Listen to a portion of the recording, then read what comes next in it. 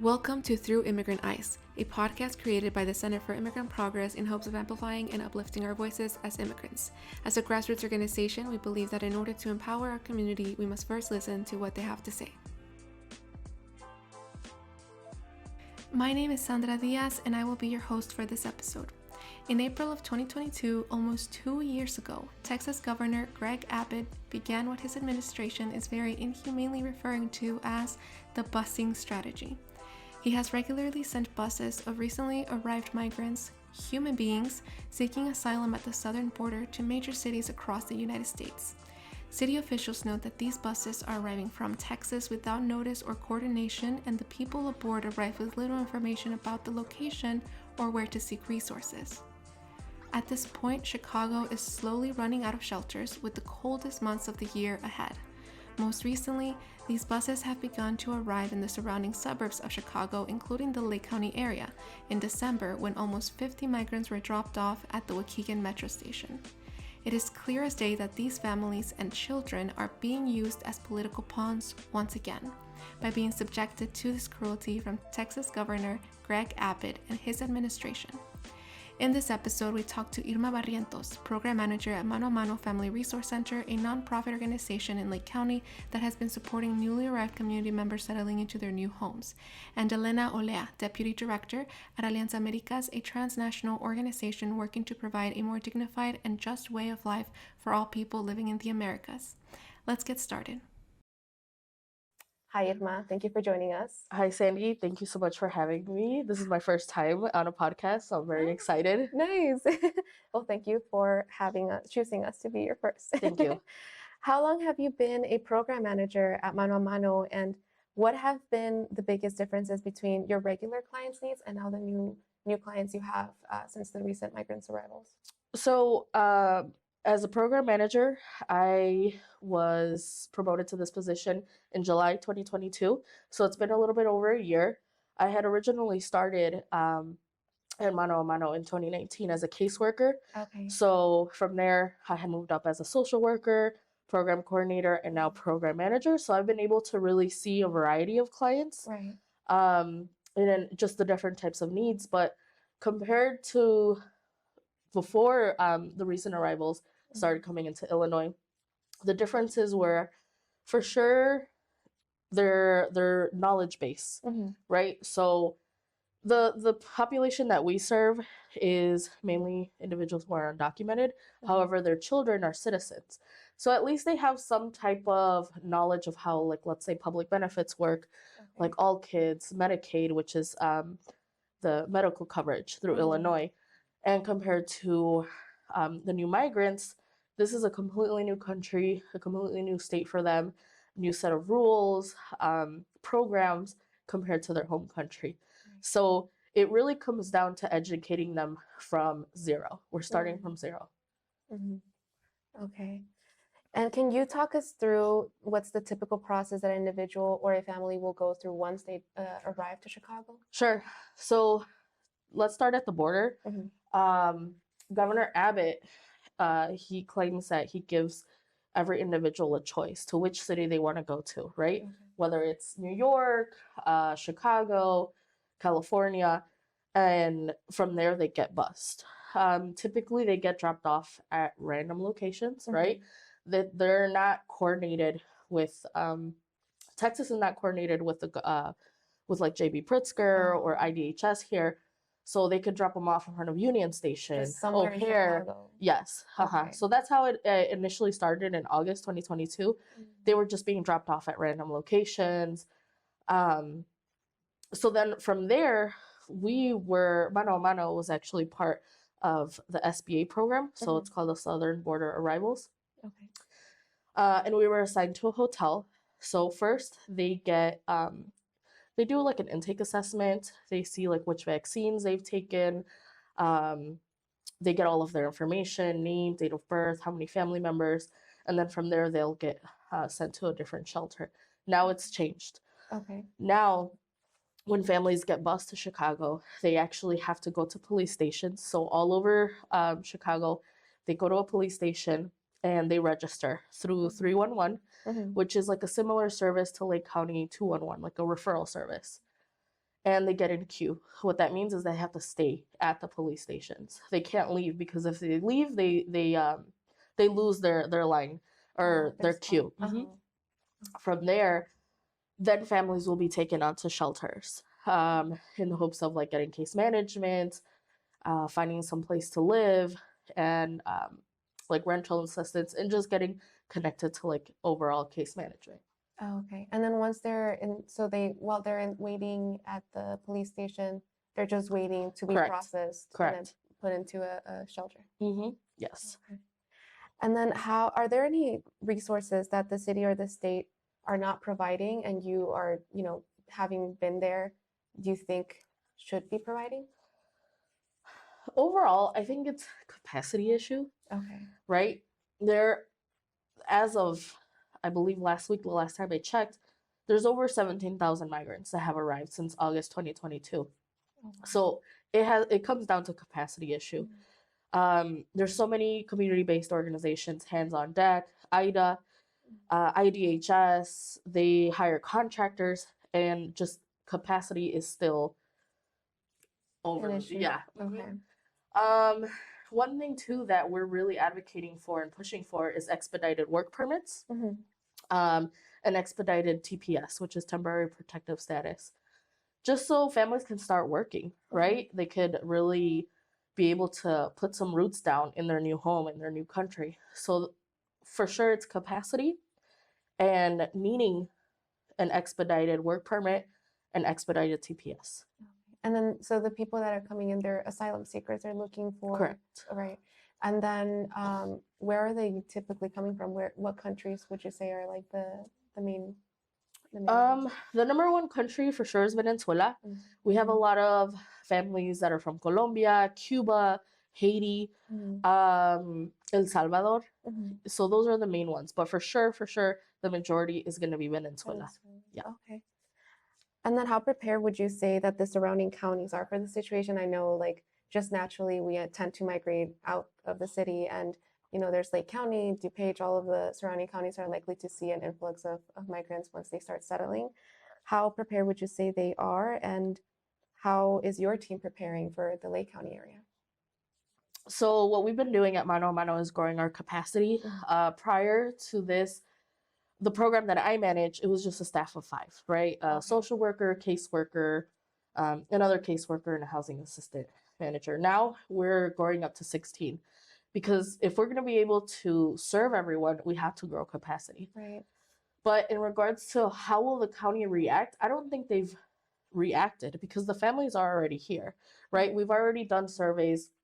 We've talked to other community-based organizations, and they're telling us the same thing, that the families are migrating from Cook County and coming here, whether it's through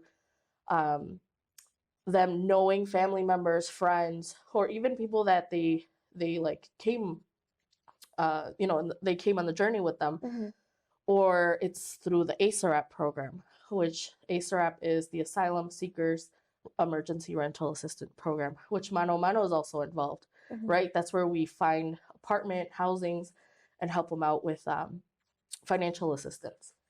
So the migrants are able to choose to stay in Cook County, Lake County, all over Illinois. So they're already living in Lake County and McHenry County. So are we prepared? No, I don't think so. It's going to take a lot of organizations getting on the same boat, really understanding what is their needs, right? And I think from there we can start. Okay. Would you say that there's anybody talking to the migrants, asking them, like, what do you need? What would be helpful? Anything like that? Do you see any of that? I think the schools are doing a good job, right? Just because there's so many new students enrolled. I've talked a lot to the Round Lake School District, and they've seen a huge increase on new families, and they're being very resourceful. The schools are doing their due diligence and connecting with community-based organizations. Okay, nice. Is there anything else that you would like for leaders, service providers, or just like the community at large to know about the migrants coming in, or like the work that you all are doing? really push the education portion, whether it's educating other caseworkers, right? What benefits are the migrants eligible for is really important, and how to advocate for them. Mano, what we do a lot is we do a lot of outreach, right? We go to the community where they're at. And, if you've heard about us, or if you don't need services, share it with someone who does, right? So that's what we do. We connect with a lot of other organizations, whether it's the school district, townships, coalition meetings, and really share our experience, our best practices, so they could follow perhaps us, or we can collaborate. But we've seen a lot of success. We've seen a lot of organizations reach out to us just because of the experience we've had this past year. Nice. Well, that's all I hear about. I was like, who do I reach out? I want someone local. Like Mano was the first person that came to mind, or the first org that came to mind. So thank you so much for joining us. I do have one more question for you. What are some memorable moments that you may have had with the migrants or like the advocates? I know that, even though it's a difficult situation, I can't even imagine what they're going through. But even with my own immigrant story, we've been able, like in my experience with my family, we've been able to find moments of joy and celebration. Have there been any moments like that you've shared with the migrants? Yeah, for sure.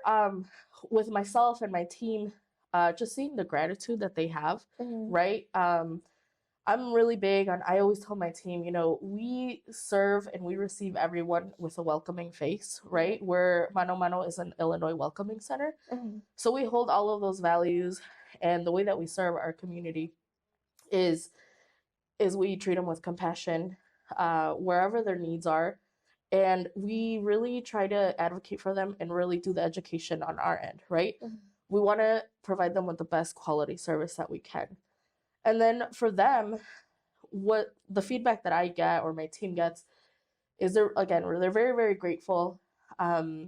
They trust us right away. They know that we'll be able to guide them in the right direction. Or if we don't have the answer or the service, they know we'll be able to provide that referral. And just the overall treatment that we've been able to give the new arrivals is enough for them to want to stay in Lake County. Or we have so many families that are in Cook County, but they want to have services from Mano a Mano. They're willing to make the drive, whether it's through the metro, the bus, or even over the phone, but they know they can trust us and they'll have a quality service. Nice. That's amazing. I'm really glad that there's a place in the Lake County area that's actually doing that and being such a welcoming face for new community members.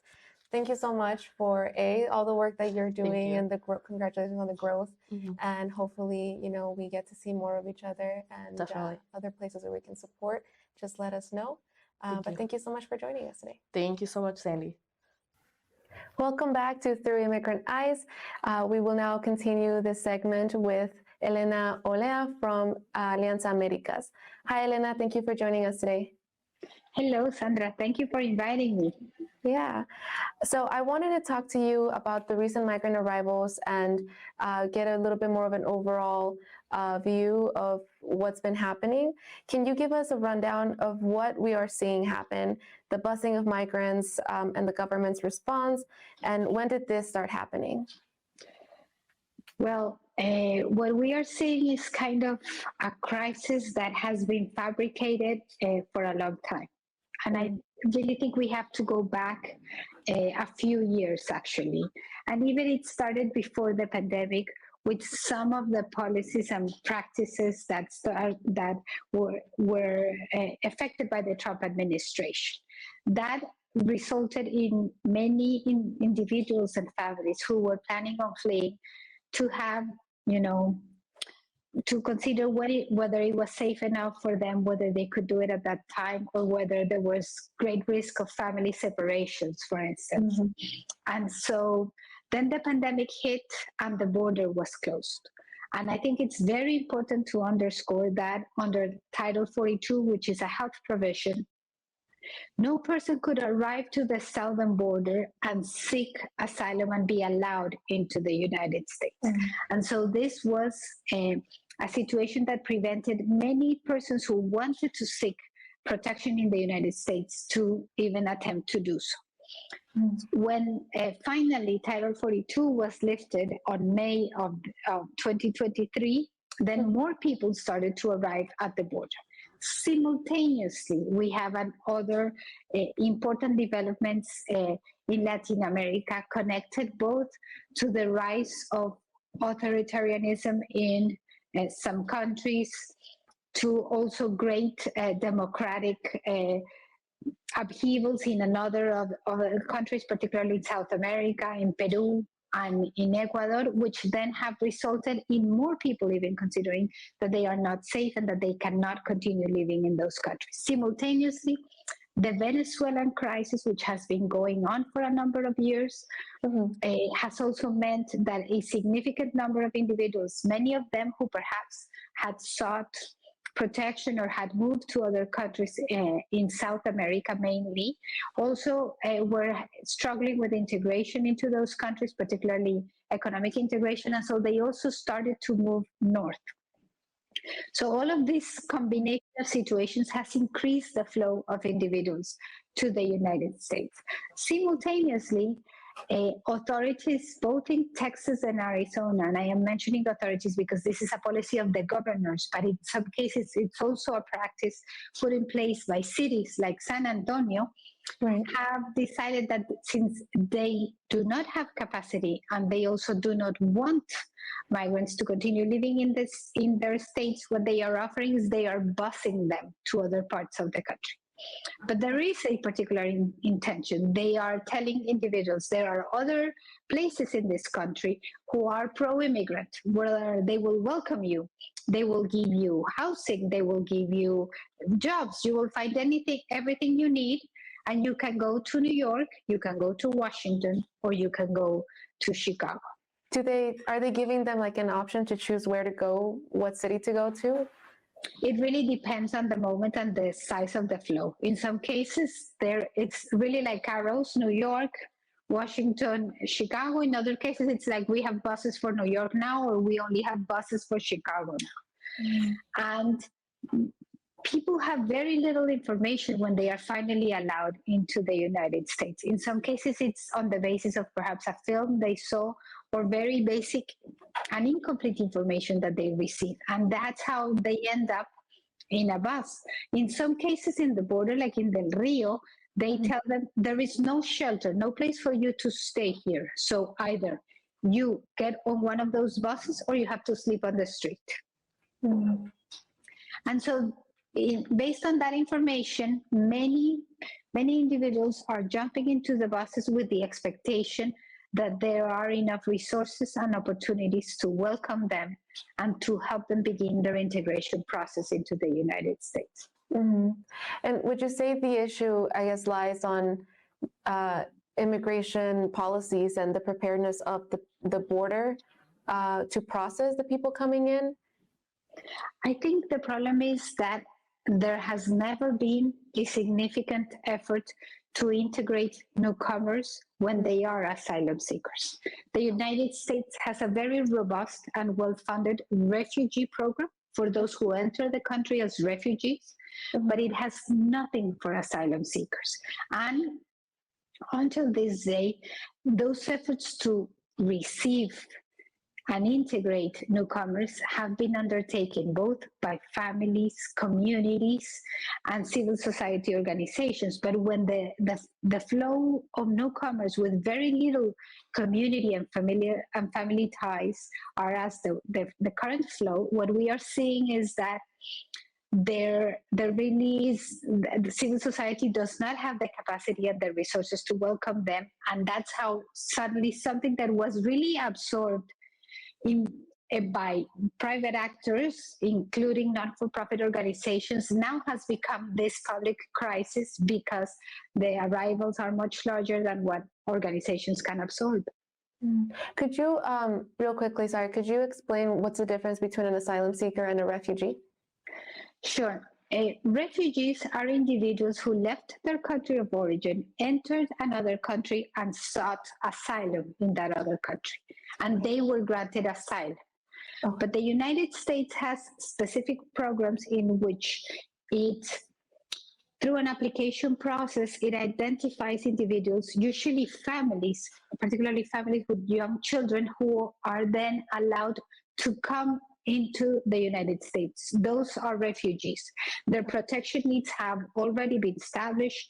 They go through background checks, and then they come to the United States in this refugee resettlement program, that is how it's called, and in many cases they are welcomed in different parts of the country, usually not in the big cities I mentioned, usually in other cities or communities in the United States. For instance, Minnesota, Minneapolis, for instance, has been an important place that has welcomed specific communities of refugees, and other parts of the United States have done so. And these programs are sponsored and are very well funded. They include social services. The families are prepared before they actually leave the country where they are living. Even they start to learn English before they come. And so it's a very well planned and funded program that really results generally in very successful integration of those families that are welcome into the US as refugees. While asylum seekers are individuals who are at that first early stage, they are fleeing and they arrive into the United States as the country where they will seek protection. And the premise of the asylum program is that individuals explain their stories, and if they fall under the definition that is in the legislation, that they have a well-founded fear of persecution for 5 specific grounds, then they are granted asylum and they are able to remain in the United States. The problem also, and I think this is important to underscore, is while refugees come with their immigration situation resolved, asylum seekers begin a lengthy legal process in the United States. And so they live for a while, and in the current situation for years, I'm talking about 4 or 5 years, under the uncertainty as to whether they will be granted protection and will be allowed to stay in the country, or whether they will be forced to leave the country. Okay, and if they are forced to leave the country, do they have to return to their place of origin? Or they will have to they will be returned to their place of origin unless they are able to live by themselves. That is, they are able to pay for their own ticket to travel to another country. Okay, so I guess money still, if you don't have the resources, you are looking at a more difficult pathway. Absolutely. Even for seeking asylum, and allow me to make this very important distinction. If you have a tourist visa to the United States, which is something granted to people usually that have, stable employment and certain level of economic needs, you can enter as a tourist to the United States and then seek asylum. That is a very different process than if you do not have a tourist visa, and so you are traveling through Central America and Mexico, and you are entering the country through the southern border. In that case, the presumption is that your entrance to the country is not authorized, and you are defending yourself from a deportation. And the whole process is not before an interview, an administrative process, but is in a process before an immigration court. It's an adversarial process, completely different. So economic means do make a huge difference in terms of finding protection. Mm-hmm. I also want to talk about how we're seeing an increase of asylum seekers in the past few years coming from European countries, more specifically from Ukraine. Can you talk to us about the disparities that you are seeing in resources and also the narratives between European migrants and migrants coming in from the southern border? Well, I think that the flow of Ukrainians coming into the United States is a very good example of when individuals and families want to be welcomed there are resources and there are opportunities. So when the conflict in Ukraine started with the Russian invasion, many people flew into the United States. If they had a tourist visa, they just came in as tourists, and then they were able to seek asylum in the process I was describing. If they did not have a visa to the United States, they arrived to the southern border. And the Biden administration was willing to make an exception while Title 42 was still in force, while the border was closed for Ukrainians, and Ukrainians were allowed into the United States. Such exceptions were not made for other countries, and that is problematic. But the second is that we also saw a very active, and I think it's important to point out, Ukrainian community supporting the arrival and welcoming individuals into the cities. But there was never a complaint. There was an important show of solidarity and a willingness to accommodate and help out Ukrainians. School districts were able to find, the resources and accommodate every Ukrainian child into a classroom, which is what should be every single time. Unfortunately, what we are now seeing with the more recent flows is a very different attitude in terms of welcoming individuals and being able to share resources. And I think it's only begs the question as to what is the difference between one group and another group. Why do we see such great solidarity in one situation? And even though we are seeing some solidarity to the people that are coming right now from the southern border, we are not seeing the same one. And of course, we end up identifying that racism and ethnic discrimination is one of the reasons why these newcomers are being treated differently. And it's also a different treatment based most likely on their level of education, which is also resulting in greater discrimination to those coming from the southern border. Mm-hmm. And I think that's so important too, because I want to say in the mainstream media, what you usually hear is, like when we're talking about migrants coming in from Central South America, you always hear it paired up with like invasion and criminals and all of that. And when it comes to Ukrainians, it's like we have to help, we have to support. And I feel like there's a very distinct difference. And I think it's influenced too the way we talk about it within our own communities, within our own families. I've had my own experiences with my own families, hearing the conversations about migrants. And it's also very different, even though we are Mexican and, we had our own migrant story. There's still like a very distinct difference in the way we talk about it. And I think it's influenced, even in our own communities. I very much agree with that. I think that we have a big problem in terms of when we name that the situation is a crisis and that the limited resources that could be allocated to communities in need are now being divested to the newcomers, that is a matter of concern. But we were not hearing that in the past. The arrival of Ukrainians was never a crisis. There was never a competition for resources. And I think there's a lot in terms of the attitude and the language that authorities use that is critical, that we understand that all of them are people in need, that it's our opportunity to show solidarity towards others, and that there are creative ways in which the limited resources available can be allocated for the benefit of everyone, of the existing communities and residents of one city, as well as for the newcomers. Mm. Well, thank you so much for all that information. I do want to ask you if you have any memorable moments that you've shared with migrants or the people that are advocating for migrants that are maybe moments of joy or moments where you've been able to find some hope within all the chaos and the difficult situations that people are going through. Have you been able to identify any of those situations where people are able to celebrate something even amongst the stressful situation they may be in?